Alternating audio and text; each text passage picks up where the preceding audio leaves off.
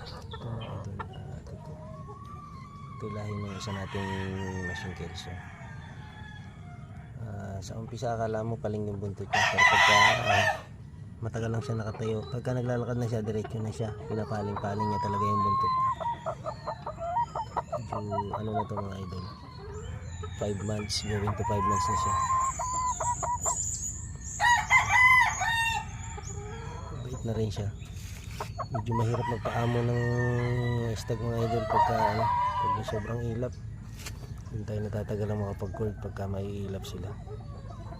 Okay. Parang ganyan din sila, para hindi sila mailap sa kamay ng tao. Pag hulihin na kasi siya, tapos hihimasin, lipad na lipad dito sa 3x3, kaya hirap. Paamo.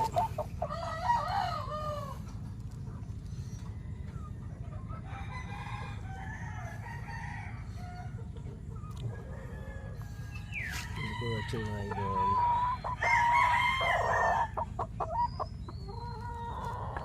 Ayan, nakapantay na yung buntot niya. Ano lang siya, yung parang itinatiming niya na ipinapaling-paling niya na ganun yung buntot niya. Pagka normal naman siya.